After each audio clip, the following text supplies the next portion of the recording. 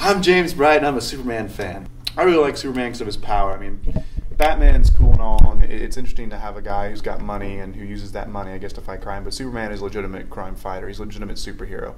It's a bit different. Batman's got that dark, mysterious past, and Superman has a more, I wouldn't say it's any less dark, but it's interesting. It's a bit more fun. It's a bit more like the actual American situation, I think.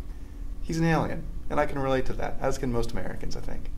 Also, you have to respect a man who's been around since the beginning, really, of the comic book era. I mean, sure, Batman came in like a year after Superman, but it's not that far. I mean, you still have that full year of this Superman out there doing his thing, out there saving the world, stopping speeding bullets and trains, and what people do when they have superpowers and they're from a different planet. It's amazing because he's so old. He's the first real comic book superhero. Been around since the 30s. I thought I was old. One thing I've always found interesting about Superman is his transformation from a mild-mannered reporter, like myself, although I'm not very mild-mannered, so let's just assume for this sake that I'm mild-mannered, to the Man of Steel. I'm a pretty big guy. I can bench press a lot of weight. I can pump a lot of iron. But, it just always fascinated me that no one caught on to this small, not small, but this just, kind of meek character that actually is the greatest man to ever exist. My name is Kerry Hendricks, and I am a Batman fan over Superman. What really makes a superhero is that it's something that sets them apart from somebody else in society, what makes them great, but the real key component is hero, like just the word itself. And so what makes a great hero is, we can say, is like having courage and bravery.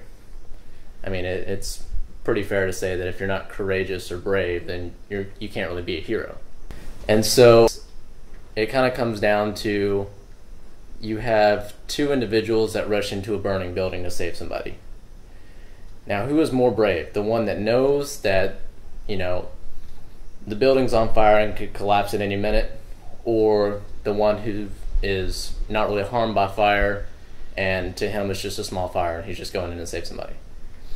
So you have Superman, who is basically invulnerable to everything, but you have Batman, who on a day-to-day basis knows that he's in danger. He's not bulletproof, he can't fly, and yet he still reigns as one of the top superheroes, along with Superman, which is why we have this argument in the first place. Huge Batman fan. I've watched all the movies several times, even the Clooney movie, which was awful. I have the complete animated series. I have all the animated movies. I read the comics. I stay up to date with the comics, all the storylines. I played through the video game several times.